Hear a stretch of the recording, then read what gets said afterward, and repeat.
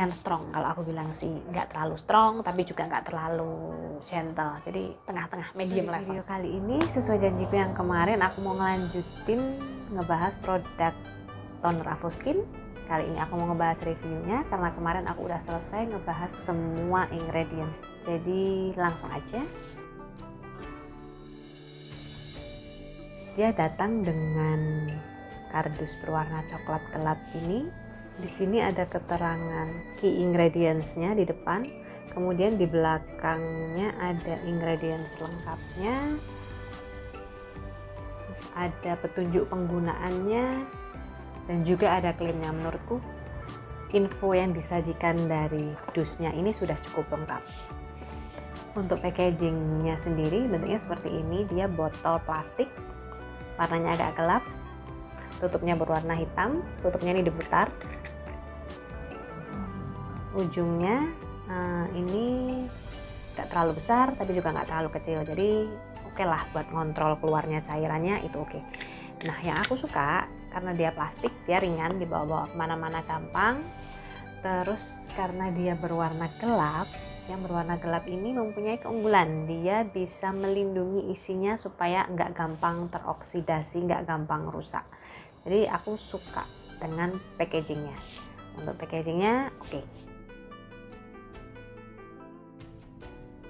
Teksturnya itu dia cair, ngalirnya runny sih, mudah ngalir seperti air, nggak ada masalah.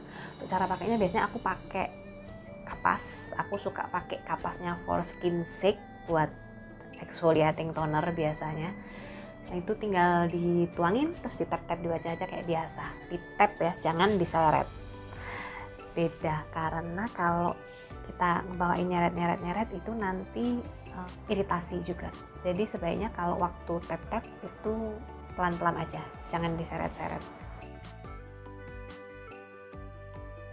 Mau ngebahas klaimnya ya dari produk ini. Yang pertama, klaimnya itu dia menyatakan kalau ini bisa untuk mengangkat sisa-sisa kotoran di wajah dengan maksimal. Aku setuju. Kemudian mengeksfoliasi kulit, yes, aku juga setuju. Mencerahkan dan meratakan warna kulit. Kalau mencerahkan kayaknya B aja sih di aku nggak ngerasa lebih cerah setelah menggunakan ini, cuman lebih bersih, yes, tapi kalau mencerahkan aku nggak ngerasain itu. Kemudian meratakan warna kulit, ya, bisa sedikit memudarkan noda bekas jerawat, memudarkan noda hitam di wajah, yes, mengecilkan pori-pori. Ini fungsinya witch hazel sih, mengecilkan pori-pori itu. Tapi sebenarnya karena membersihkan porinya jadi kelihatan dikecil karena dia memang bersih.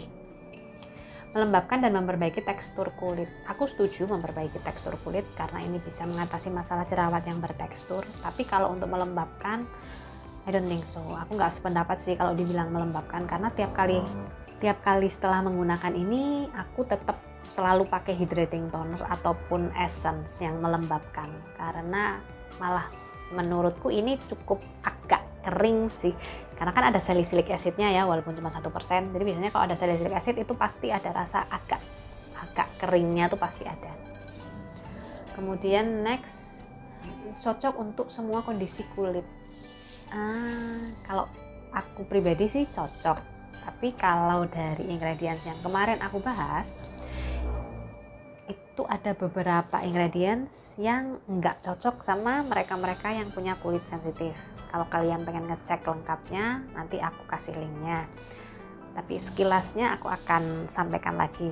Misalnya, ada orang-orang yang sensitif sama glycolic acid, itu nggak bisa pakai glycolic acid. Disarankan menggunakan PHA atau disarankan menggunakan mandelic acid. Kemudian ada juga yang kurang cocok dengan BHA salicylic acid, itu disarankan menggunakan betain salisilat. Kemudian niacinamide, kalau niacinamide-nya sih aman sih, di sini termasuknya aman karena 2%. Biasanya orang-orang yang sensitif sama niacinamide itu nggak kuat kalau niacinamide-nya di atas 5%. Tapi kalau di bawah 5% kemungkinan masih bisa. Kemudian ingredients lain, witch hazel. Nggak semua orang suka dengan witch hazel kulitnya. Ada orang-orang yang sensitif sama witch hazel. Yang sensitif sama witch hazel itu dia bisa kemerahan, bisa iritasi. Kemudian ingredients lainnya itu ada raspberry extract. Raspberry extract juga sama. dia yang sensitif juga bisa merasa iritasi kulitnya. Kemudian ingredients lain, oh iya ada satu ingredients, sodium hidroksimetil glisinat. Ini penggantinya paraben, jadi dia pengawet kalau nggak salah, yes dia pengawet. Nah ini pengganti paraben ini tadi, sodium ini tadi, dia punya konsentrasi maksimalnya itu harus di bawah 0,1%.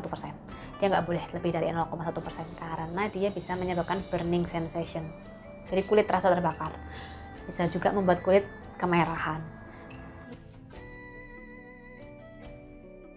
Oh ya, melihat dari ingredients utama produk ini yang mana mengandung 5% AHA, 1% BHA, dan 2% PHA, menurutku ini cukup strong sih melihat ingredientsnya. Tapi kalau kalian pengen tahu ingredients lengkapnya, nanti aku kasih linknya, bisa kalian cek di videoku yang sebelumnya. Aku ngebahas detail ingredientsnya. Kalau sepintas dari ingredients yang tercantum di sini saja, ini memang bisa mengatasi masalah jerawat, komedo, blackhead, whitehead. Untuk AHA 5% itu sudah cukup mumpuni sih menurutku, karena biasanya kan AHA yang biasanya sering digunakan itu dalam konsentrasi 7%, 5% sampai 10%, rata-rata 7%, 5% sudah bisa sih, sudah cukup oke. Beda seperti toner COSRX yang ingredients AHA BHA-nya konsentrasinya hanya sekitar 0,1%. Kalau yang seperti itu memang benar-benar cocok untuk pemula. Tapi kalau yang seperti ini 5% itu bukan untuk yang benar-benar pemula sih menurutku.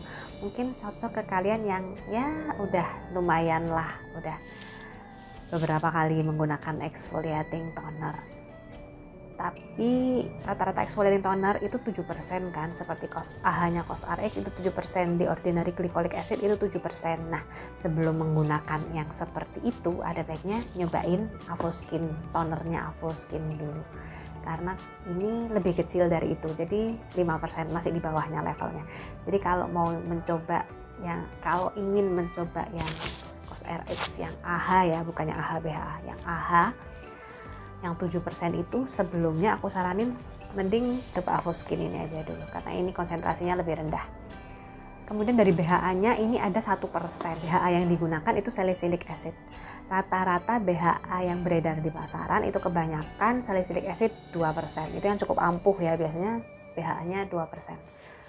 Nah 1% ini menurutku udah lumayan terasa kok, nggak kurang kalau aku bilang sih, cukup terasa karena efektif buat mengatasi jerawat. Selama menggunakan ini bisa mengatasi, benar-benar bisa mengatasi masalah jerawat. Sebenarnya dipakainya aku nggak bisa bilang 100% nyaman juga ya, karena memang waktu tap-tap itu ada sensasi rasa cekit-cekit, ada rasa tinglingnya itu kerasa, tapi cuma sebentar sih, waktu beberapa saat setelah di tap-tap aja, setelah itu udah nggak kerasa lagi.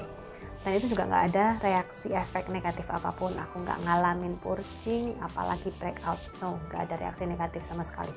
Aku menggunakan toner ini biasanya 2-3 kali seminggu. Aku nggak pernah pakai tiap hari ya, jadi cuma benar-benar 2-3 kali seminggu. Kecuali kalau yang ingredientsnya seperti COSRX yang 0,1% ya, tapi kalau ini kan lumayan strong, dia 5%, hanya 1% BHA. Kalau saranku dan aku sendiri sih, aku nggak gunakan setiap hari. Dan itu pun juga aku gunakan kalau malam saja biasanya. Aku nggak pernah gunakan pagi-pagi. Selalu aku gunakan malam hari. Kalau dari penilaianku sendiri, ini merupakan salah satu exfoliating toner favoritku dari beberapa exfoliating toner yang pernah aku coba. Ini recommended. Kemudian mungkin ada pertanyaan, series Miraculous Refining Toner ini kan nggak cuma toner, ada serumnya juga ya. Series Miraculous Refining ada toner dan ada serum. Apakah perlu beli serumnya atau cukup tonernya saja? Kalau aku pribadi, aku pernah mencoba menggunakan tonernya saja. Aku pernah menggunakan tonernya dan serumnya, aku kombinasi, dua-duanya aku pernah kombinasi. Dan aku juga pernah menggunakan serumnya saja. Nanti next time akan aku bahas mengenai serumnya, baik ingredientsnya maupun review pemakaiannya, dan juga akan aku bahas apakah perlu dua-duanya atau perlu cukup satu saja atau salah satu saja atau bagaimana. Oke, I hope it helps review kali ini, semoga membantu. See you next time, bye bye.